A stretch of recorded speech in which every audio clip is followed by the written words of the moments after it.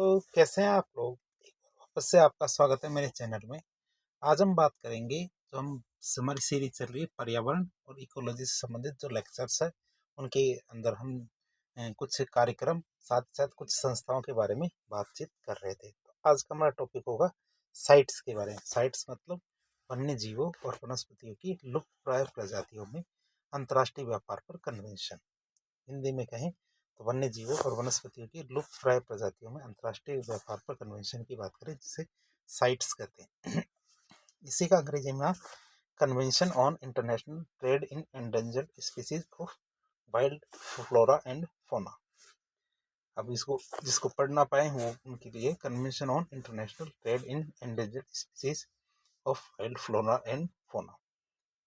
तो इसके बारे में बात करते हैं। इसका लोगो ये है हमारे साइट्स का। तो साइट्स क्या एक अंतर्राष्ट्रीय समझौता। साइट्स क्या है एक अंतर्राष्ट्रीय समझौता है जिसका मुख्य उद्देश्य क्या है, जो हमारे संकटग्रस्त वन्य उत्पादक है और वन्य जीव जंतु है उनके उत्पादों के अंतर्राष्ट्रीय व्यापार को विनियमित करना है। क्यों? क्योंकि अधिकतर देखा गया है कि जो हमारे वन्य जीव होते हैं उनके लुप्त होने का कारण क्या होता है, उनसे प्राप्त होने वाले उत्पाद। तो उन उत्पादों के अंतर्राष्ट्रीय व्यापार को विनियमित करना है ताकि उनका संरक्षण किया जा सके। जो हमारा साइट समझौता है 3 मार्च 1973 को IUCN सदस्य देशों की वाशिंगटन सम्मेलन के दौरान प्रस्तुत और हस्ताक्षर के लिए जारी किया गया था। अतः 3 मार्च को विश्व वन्य जीव दिवस के रूप में मनाया जाता है। यह हमारे 3 मार्च को कैसे मनाया जाता है?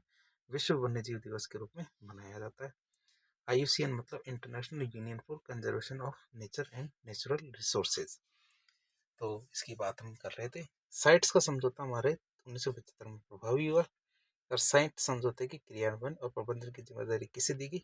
UNEP को। UNEP का मतलब है यूनाइटेड नेशन, जो हमारे एनवायरनमेंट प्रोग्राम है। संयुक्त राष्ट्र पर्यावरण कार्यक्रम को इसकी जिम्मेदारी दी गई, इसकी क्रियान्वयन की और मैनेजमेंट या प्रबंधन की। अब साइट समझौते की बात करें तो इसमें विश्व के कुल 183 देश शामिल है। कितने? विश्व के 183 देश शामिल है। साइट समझौते में लगभग 35,000 प्रजातियों के उत्पादों को विनियमित किया गया है। कितने? 35,000 प्रजातियों के उत्पादों को विनियमित किया गया है। साइट समझौता सदस्य देशों के लिए कानूनी रूप से बाध्यकारी। ये समझौता क्या है? जो हमारे सदस्य देश है इन सदस्य देशों के लिए कानूनी रूप से बाध्यकारी है।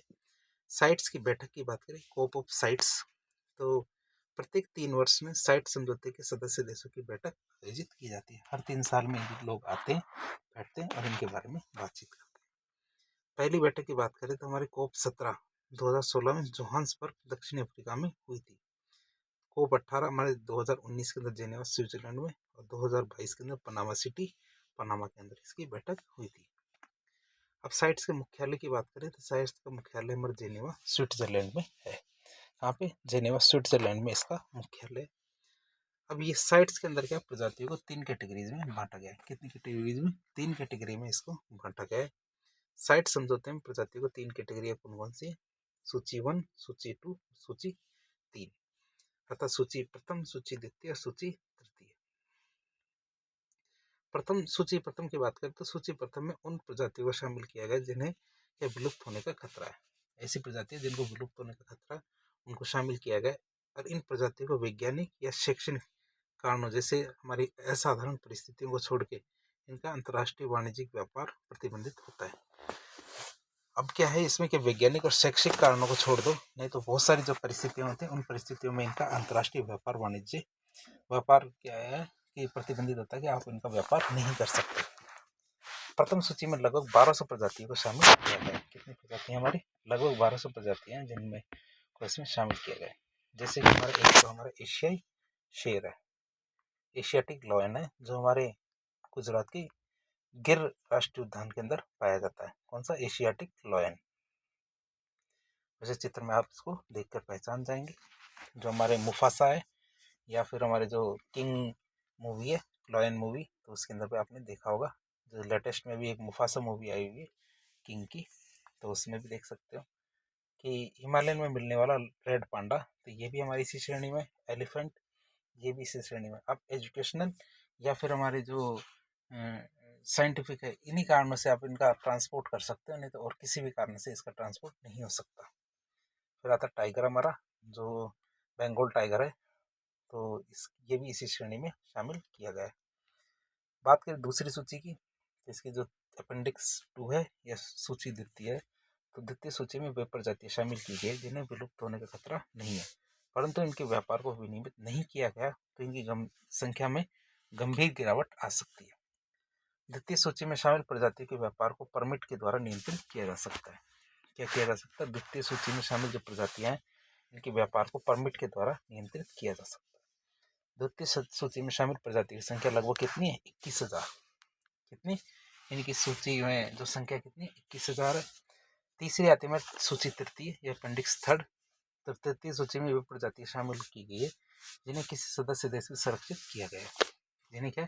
किसी सदस्य देश में संरक्षित किया गया तथा वह देश क्या है? समझौते के अन्य सदस्य देशों से उस प्रजाति के उत्पादों को अपने देश में प्रतिबंधित करने की गुहार लगाता है।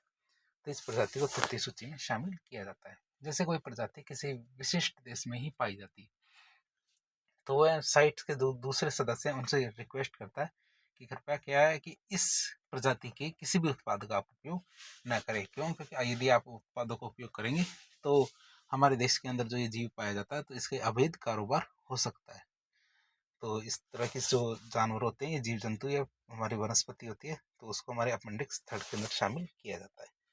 तो इस तरह हमने आज साइट्स के बारे में देखा और जो साइट्स के अंदर कौन कौन सी सूचियाँ हैं उनको देखा और कुछ चित्रों के माध्यम से समझने की कोशिश की। तो इस प्रकार के इन्फॉर्मेटिव वीडियो देखने के लिए हमारे चैनल से जुड़े। वीडियो यदि पसंद आता तो वीडियो को लाइक करें, चैनल को सब्सक्राइब करें, अपने दोस्तों के साथ शेयर करें। यदि आपके कोई सुझाव हो तो कमेंट बॉक्स के माध्यम से बताएं।